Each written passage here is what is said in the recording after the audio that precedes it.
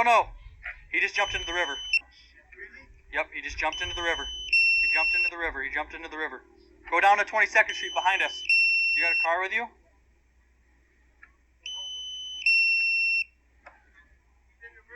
He's in the river. He's under the bridge. He's under the bridge.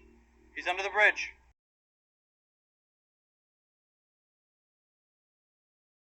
Okay, I've got an interesting story for you today. I'm here with Colton, and what's the name of your business? Midwest Aerial Drone Services. And what services do you provide for people with drones? What we do is we provide thermal drone recoveries for hunters that hunt deer, obviously, and we also provide thermal recoveries for owners of pets that are lost. We do aerial photography, videography, stuff like that. Yeah, so someone's out hunting a deer and they get one but they can't find it. And it's like they think it's the best trophy in the world and they're heartbroken they can't find it. They know it's not living anymore. They just got to find it, and then that's where you come in. Yep, the blood trail peters off or whatever, and they right.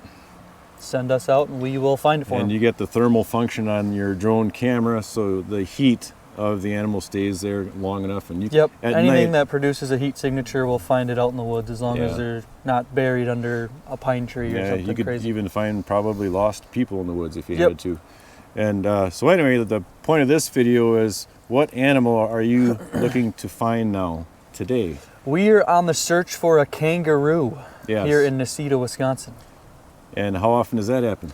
Never. Never. First one for me. First one probably in the whole state. The whole for a while, for the country probably. Yeah, for a long time. And so this is kind of turning into a little bit of a media frenzy for this topic. It's taken off here like crazy where we're at with the local TV and radio stations and stuff like that. And soon, Fox News will be here and you'll have cameras set up. Maybe they're probably watching us now. Yeah, the CNN will be coming in. But it's an extremely interesting issue, because now, where did this kangaroo come from?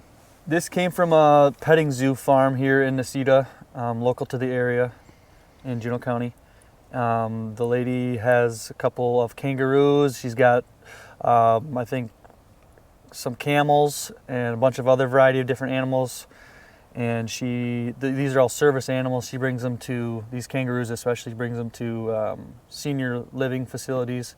Like I said, they are kind of like support animals, really, and it's just a big petting zoo that they run over there. And they escaped their enclosure, and they had called us to come out and see if we could find them. And they usually just don't take off any old times. Was there something that spooked it? Did they leave the gate open, there was a couple dogs, I guess, that must have snuck up on it or whatever and barked, and it jumped right out of its enclosure. Yeah, which never happens. Yeah, this kangaroo, this individual is a little over a year old, and it's the first time it ever got out. So these kangaroos are like her babies. And they live in the house. Yep, they live in her house. They sleep in her bed, and they wear diapers and the whole 9 yards. All right, so you got involved. You saw on, was it Facebook, that the thing was missing, and you got involved? Yep, I reached out, and they had called me and wanted me to come out. And we came out that night, and we were able to find him within the hour.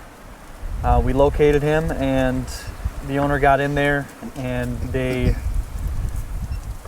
spooked him a little bit too much, and he kind of took off a couple miles down the road, and he actually hurled himself into a river, and the current swept him underneath a bridge, and he actually hopped out and was able to get out of the river onto land. And at that point I needed to swap a battery, and we lost him again. So yep, he's on 22nd Street here.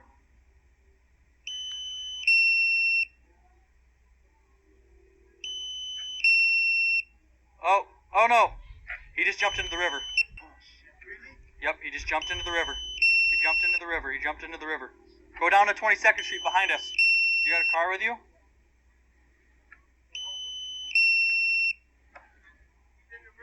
He's in the river. He's under the bridge. He's under the bridge. He's under the bridge. That way.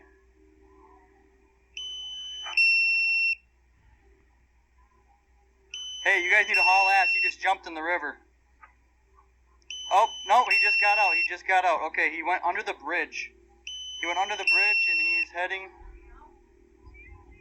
Okay, he's out. He's out. He's good. He's good. He's good. He jumped out and he's actually going on 9th Avenue right now.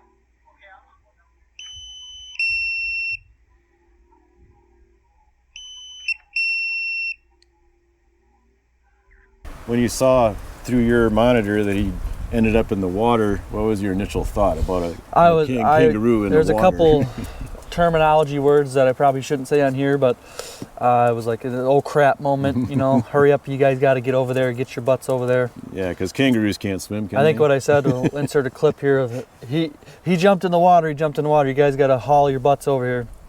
And I didn't know if kangaroos could swim or not, I actually had to Google it. So, yeah, but it turns out they can swim. They can swim, yeah, they're pretty good swimmers. He got right out of there. So then what happened after that? Is that the end of that evening? I mean, he's quite a ways That was away. pretty much the end of that evening. We had to let him hunker down for the night, and we were there the next morning right away. So right once we got a sighting of him, we were able to get over there and actually locate him again for the second time. And then what happened the second time? The owners were able to get up close to him within 5 feet. He's in that survival mode and does not want to cooperate with anybody. You got treats with you, or? Okay, he's running deeper.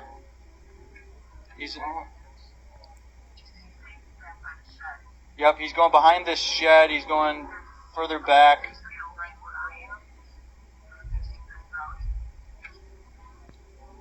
If you just kind of follow or listen to the drone, that's where he's going to be. I'm going to be running out of battery here pretty quick. Okay, he's hitting the river right now, so I think we kind of need to just let him relax for a little bit. So you're going to go out there again now in a little bit here and try it for today again. And what are the plans of, I mean, you find them again, that's probably, you'll be able to find them with that, I'm sure. But what are they going to do to try to get a hold of him this time? Well, we've kind of tried this and that, and the main thing is we got to be real quiet, and they're gonna bring his special treats out there. They're gonna use quiet voices, get down really low, don't act intimidating, try not to scare him. We don't want him going farther into the woods.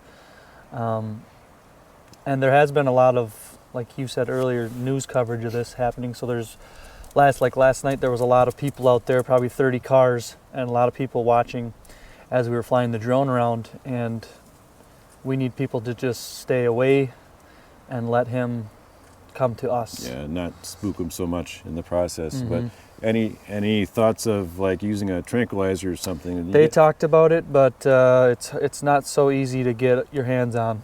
Yeah, because not everybody walks around. Not with everybody has a tranquilizers. tranquilizer. We don't have a tranquilizer. Midwest Aerials doesn't carry a tranquilizer. Yeah. The owner doesn't have a tranquilizer.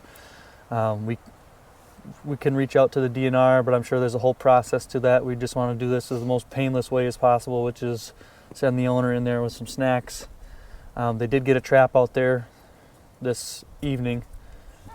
Kind of like a live catch trap. Like a live trap, yeah. Not something that's going to harm the animal. But so you're going to get out there in a little bit here, and hopefully you'll find it, bring it home, and it'll be safe and sound, and that'll be the end of the saga. Yeah, we'll hopefully we get to close the book on this one. Yeah, and we'll keep in touch with everybody and let you know how it turns out. So with this kangaroo, about how big is this animal that you're looking for? From the pictures that I've seen, I haven't actually gotten up close to it. It does have a little brother, Kenny, back home. It's missing his little brother. He's missing his little brother. Anyway, what's the name of this one we're looking for? The one we're looking for is Chesney. So you put them together, it's Kenny Chesney. Yeah. So if Kenny Chesney, if you're listening, you're involved. You better share this. But he can stand about 4.5 feet tall. Up to my chest about. Mm-hmm. And when you looked at it with your thermals, with the drone monitor, what did it look like going through the woods? It's got to be a different it's sight. something that we normally looking for deer carcasses and stuff like that for people, also lost dogs. And when you see a kangaroo on a thermal, the way I would describe it is it almost looks like a dinosaur running through the woods with its arms tucked, a little bit, and it's kind of hopping, and it's with long tail. It looks really strange, but kind of cool at the same time. And so I definitely had to come out here and see if we could find it. And where we live is probably just about as likely you would see a dinosaur as opposed to a kangaroo, because Yeah. it's a rare thing. When it's on the camera, and you'll see in some of the pictures and stuff that when you look through the camera on the monitor, it glows. Like, was it red typically? Yeah, or you white? can change the settings to whatever color you And so you see this want. glowing animal going through there, and it looks like a dinosaur. It's kind of a strange situation, but We will get after it here, and we're going to load up here in a little bit and probably head out within the next hour. yep. And we're gonna bring it home, Bring it home. hopefully.